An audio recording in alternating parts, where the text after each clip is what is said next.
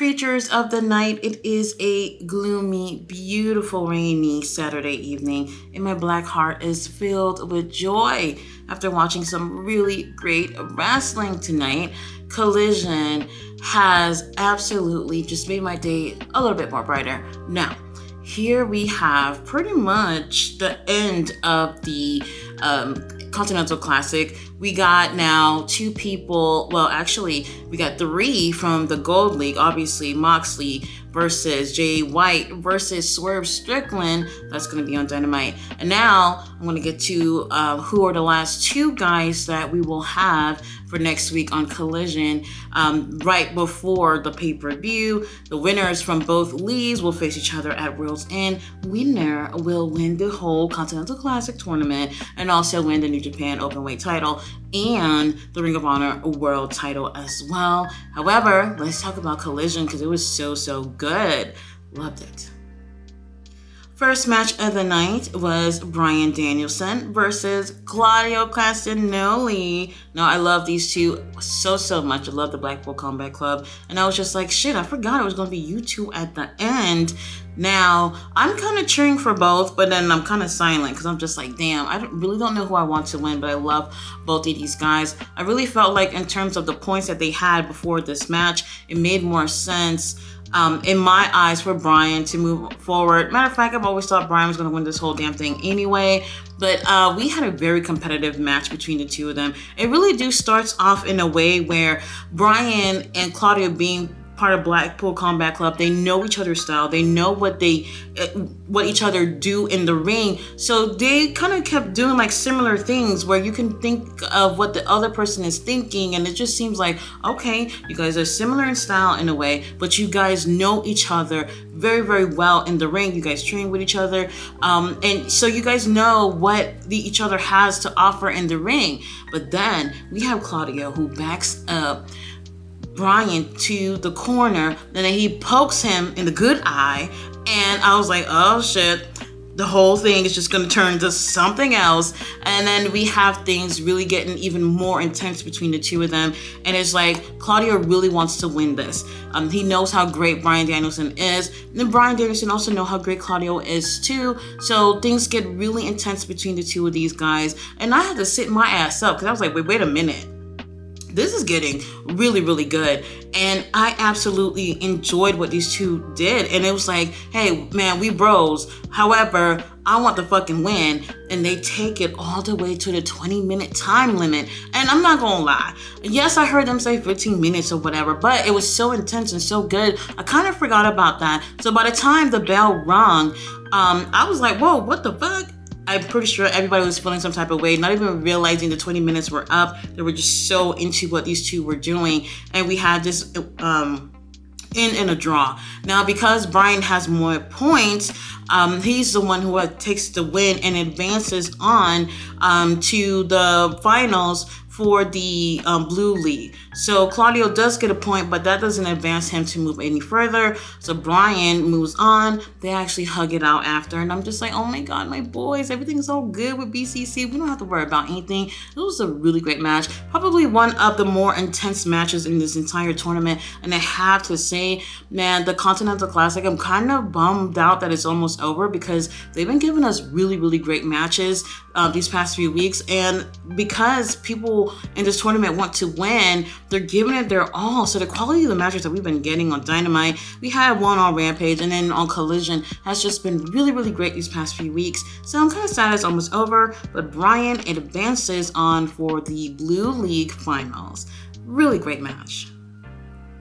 Up next, we finally have the Trio champion in the building. Haven't seen these dudes in quite some time actually in the ring. Matter of fact, on commentary that they actually confirmed that they have not defended the titles in 45 days. That's a long time. And we haven't really seen them since the attack from those masked men. So it's been quite some time. However, you know, I've actually been seeing Max Caster at indie shows. He's been doing indie stuff. Billy Gunn is enjoying semi-retirement at home. And Anthony Bowens, today I actually found out he has a YouTube channel where he and his boyfriend, they do parody videos. And Anthony Bowens is actually pretty good. I binge watch a few of their videos, and I hate binging, but if I binge something, I really do find it like really good. So he's been doing that, and I'm just like, there's no reason why the title shouldn't have not been on the line, or at least we shouldn't have been seeing the trios champions doing something during these 45 days. But whatever, they're in the ring with Top Flight and Action Andrade, and this was a really competitive match. Now, obviously, the champions want to keep their title. They have not defended in quite some time, so they want people to, give people a reminder of who they are. But Top Flight and Action Andretti, they've been on a roll lately with some really great matches, not just as tag teams or singles, but as a trio as well. And I really do enjoy these three guys together. You guys know Dante is just coming back from his horrific injury. And during Max Caster's rap, he actually said break a leg or something like that. I forgot what he said exactly, but it was actually pretty funny. And Dante just like, what the fuck? It was pretty good. And actually, I was happy to hear Max Caster, listen. I love when he says that. But, this match here, it really felt like it opened the door for there to be a feud between these two teams.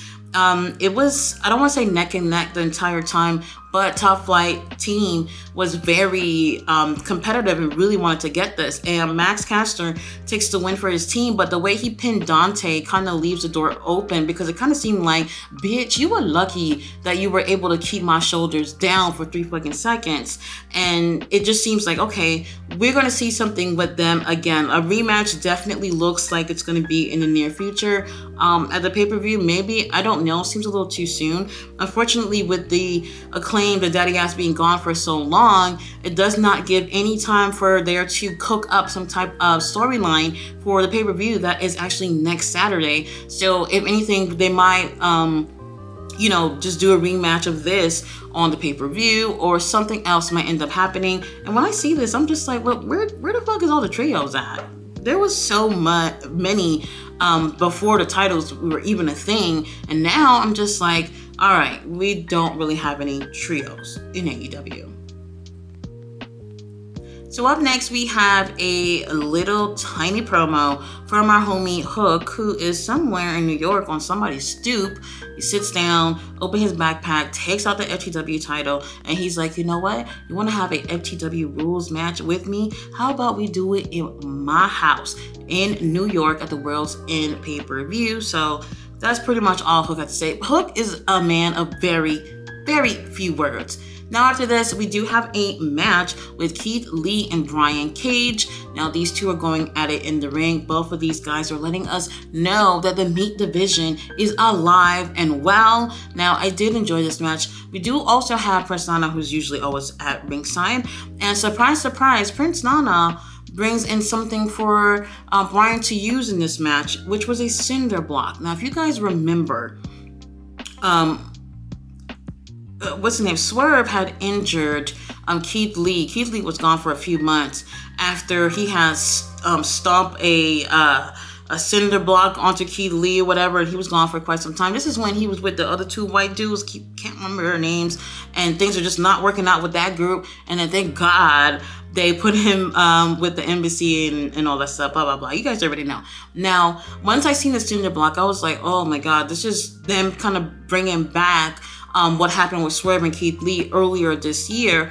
And Keith Lee takes the win, and after he wins, he gets on the mic and he addresses Swerve directly and how they have unfinished business. And I'm just like, okay, that's great, as long as this doesn't get in the way of Swerve, winning the Continental Classic or something. Like, I just don't want this storyline to get in the way of what we're doing with Swerve right now.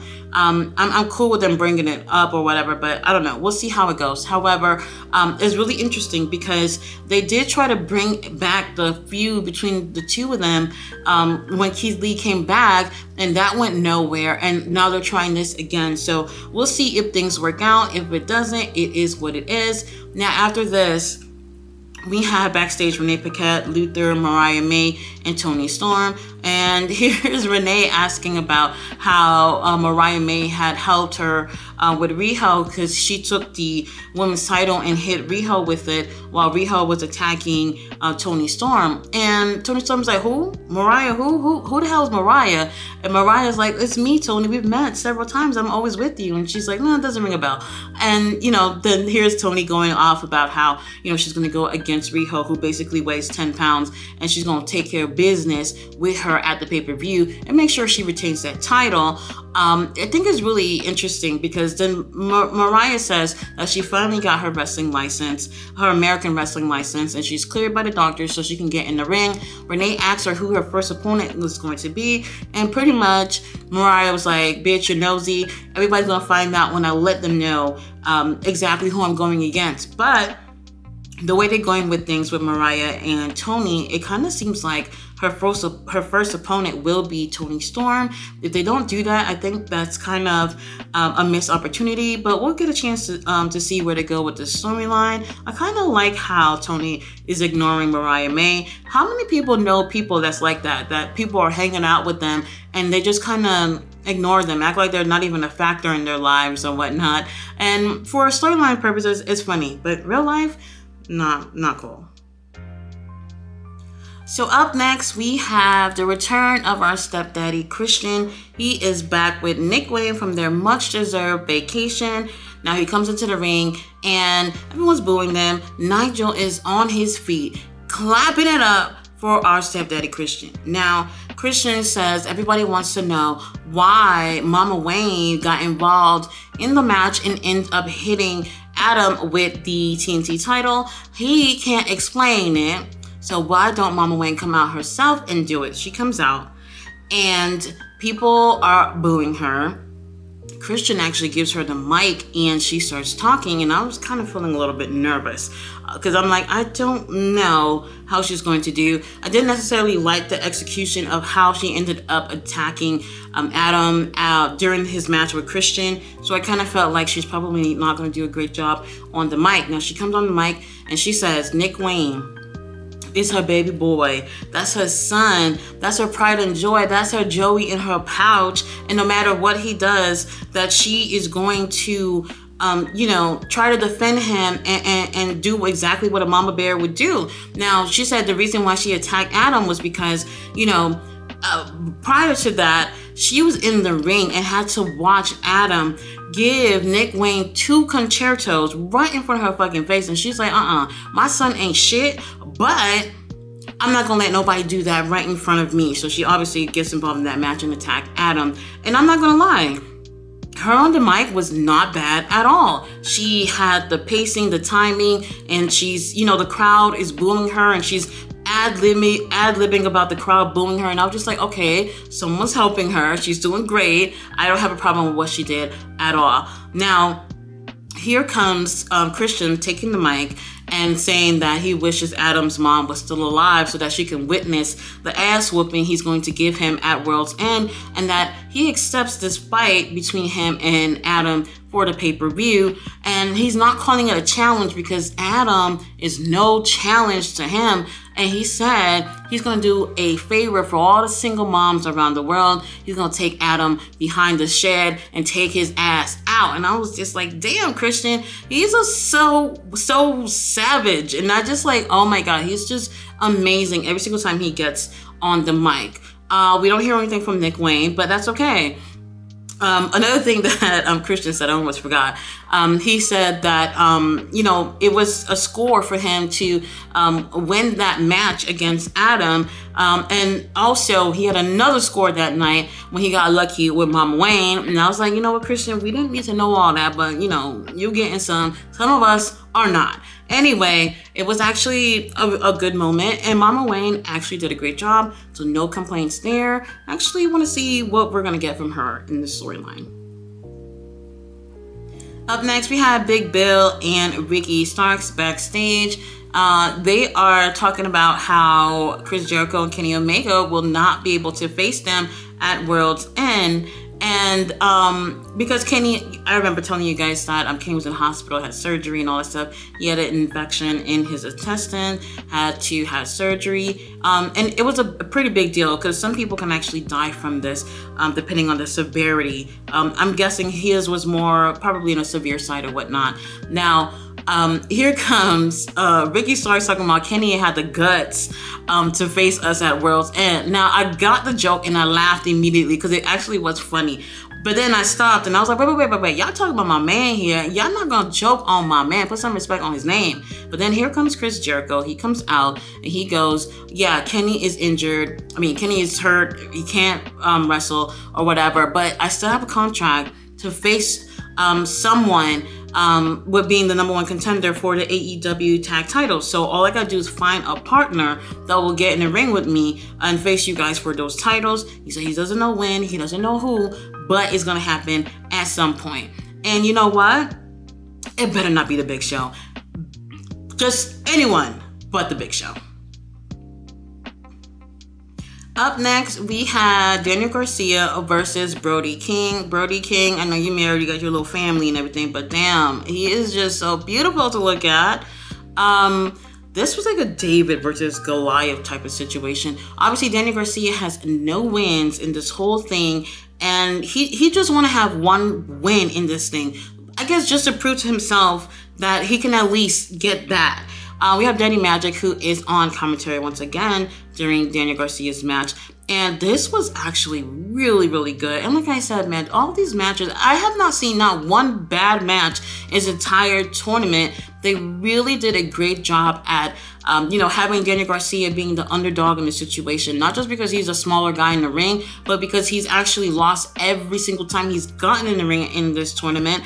And it was just like, we don't give a damn if he's going to advance or not, because we know he's not. But let him get a win. Just one freaking win. Now, Brody King has actually looked really amazing in this tournament, just the same as he looks amazing in this match with Daniel Garcia. And Daniel Garcia also is letting people know that, yeah, I have not gotten any wins, but don't count me out in terms of how big I am in this ring and what I can do. I kept looking at this like, all right, Brody's going to win. Do I even really need to pay attention to this? But the match was very intriguing, and I kept just looking at Daniel Garcia, and I'm just like, man, this guy is hungry for this win. He just want one fucking win, and he'll be happy with that. And surprise, surprise, he actually wins. Now, it didn't even seem like it was going to be possible, but he beat Brody. Brody is shook as fuck, and he's like, holy shit, did this motherfucker just beat me? He was not even going to make any movement into the finals. I don't think this was going to help Brody at all. I don't remember how many points. No, I think he had 6 points before this, so he wasn't going to advance anyway. But it seemed really, really interesting in terms of what could have happened if, Brody would have made it to the finals. But anyway, amazing match here. Daniel Garcia shows he has a lot of fucking heart, and he is so talented. He is a wrestler. Remember that, you guys? Not a sports entertainer, a wrestler. Now, obviously, Brody is mad as fuck, and he's going over to attack Daniel Garcia. Then the lights go out, and then here's Buddy Matthews and Malachi Black. They are holding Daniel Garcia for Brody. So then Daddy Magic come off commentary, and he goes into the ring. I'm not gonna lie, he hesitated for like half a second, but he got in there, and he goes to go help Daniel. However, Buddy Matthews takes him out, and then they attack Daniel Garcia, and then Daddy Magic gets up again, and he shields Daniel Garcia's body. He's basically saying, this is my son. Y'all can beat me up, but leave my son alone. And then here comes FTR, as usual. They come out, and House of Black leaves the ring before they can even get a finger on them. And Dax is like basically saying they're going to have a match at World's End. FTR, House of Black for the first time ever. And I'm just like, you know what? I do want to see this. It's going to be a really great matchup or whatnot. And Malachi Black and Buddy Matthews will go against Dax Harwood and Cash Wheeler. I actually really do want to see this. This is going to be very, very good. All right, you guys. So we had tag team action with the ladies, Sky Blue and Julia Hart versus Abaddon and Thunder Rosa. Thunder Rosa comes out in a lowrider. She's looking great. She looks amazing. And she comes out to the ring. And she's here to handle business. Now, I don't want to be that one, but I'm going to be that one. I thought it was really strange how on Rampage, Sky Blue was just Sky Blue. And then here we are tonight on Collision, and she is looking like someone who's rolling with Julia Hart. And I just thought that it was a little strange that, they kind of got together as a group since last Saturday. So did we forget about that from Rampage? But now here we are, and they're on the same page.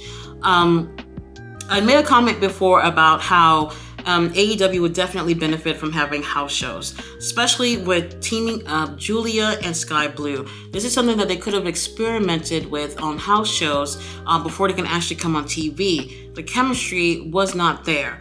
In terms of them being to look like a team, it just wasn't there. And I'm not faulting these girls, but I really just felt like if they had time to really build this up behind the scenes, these two girls could have come off to have better chemistry and look like a really great fit for each other. The match was great. This was a great return for Thunder Rosa as well. However, I know Sky Blue is in the heel team right now with Julia, and I'm not gonna lie, I kind of wanted them to win this match. People have been waiting to see Sky and Julia together, or Sky also with Willow, with Julia, whatever the combination was. People have been waiting to see this for a while. Personally, I love heels. Heels have more fun, and I actually would have thought that this would have been cool for them to win. But had Thunder Rosa not been in this match, I could have seen Julia's team taking the win. But without these two girls not necessarily having time on the road to team with each other and get that chemistry going between them, it just did not really feel like the team that I think that they could have been had they had some experience with each other. But hey, things are going to take some time, and unfortunately, things are going to take time to build on TV rather than them not having those house shows where things like that is the perfect time and situation for people to get a chance to work with each other. So that's the downfall in that situation. But this was a great effort for all these girls. We're going to have Abaddon versus Julia Hart for the TBS title at World's End. And I'm kind of bummed out that these two girls did not have a chance to really conjure up a big feud between them. I think it was just a missed opportunity, but let's see how the match goes at the pay-per-view. I definitely do see Julia retaining. All right, you guys, for our main event, we had Andrade El Idolo versus Eddie Kingston. And I'm looking at the situation, I'm like, Eddie Kingston, he has to make it at least to face Bryan Danielson, because he has two titles that are up for grabs in this tournament. And I think they don't want to make it look like Eddie lost so early. At least take it to the very end with Bryan, and then we'll see which one of those two is going to advance. I do believe it's going to be Bryan anyway, and we'll see what happens with that. Andrade, holy shit, this guy is amazing. We need a nice feud for him. Obviously, I do think right after this is going to be a feud with him and Miro. But in the meantime, this man is killing it. Not only in AEW, but he's also been wrestling in Mexico as well. And he's showing people that who he is in the ring. Like, he is absolutely a force to be reckoned with. And I love what I've been seeing with Andrade since he's returned. He's absolutely amazing. Unfortunately, he's not going to win this thing because Eddie Kingston ends up winning and advancing. But man, they had an excellent match. And that's why I'm kind of feeling bummed out about the whole tournament being over, almost over. We're not going to see these guys going for a prize pretty much and beating shit out of each other on a weekly basis. They've been absolutely A+ throughout this entire tournament. When in doubt, you guys, with AEW, just know that the roster always show up and show out when it comes to these matches. I don't give a fuck about what anybody says about AEW, whether you like them or not. Their roster, their guys and girls, they when they get in that ring and it's time to deliver, they will deliver. They might disappoint you on a Wednesday night or on a Rampage or something, but with this tournament, for sure, they have knocked it out of the park with all these matches. Not one bad match, including this main event that we had here. Eddie Kingston knows he needs to advance if he wants to keep those titles. And like I said, I guess they didn't want him to look like he was going to lose those titles so soon. So they had to, stretch him out to the finals with Bryan Danielson. So I'm totally cool with that. So we're going to see for the finals for the Blue League, Bryan Danielson and Eddie Kingston. And also for the Gold League, we're going to see Swerve, Jay White, and Moxley go at it on Dynamite. It's going to be amazing. I can't wait to see who's going to win. In my opinion, from the very beginning, I predicted that it was going to be Moxley and Bryan Danielson at the very end at a World's End pay-per-view, and that Bryan will win the whole fucking tournament. I could be wrong, but look how it ended up. We have those two guys going into the finals for each league, so we'll see. But guys, thanks so much for watching my review. This has been a really, really great inaugural AEW Classic, Continental Classic Tournament, whatever the fuck they're calling it. It's been absolutely great. All the matches has been so cool. I can't wait to see what they do in the future in terms of tournaments. If they're going to have more tournaments where it feels like this, then I'm cool with it. I know it's a laughing thing of people talking about Tony Love to do tournaments, but man, I haven't been disappointed with any of these matches at all. Guys, thanks so much for watching my review. I'll be back on Wednesday with Dynamite. Bye.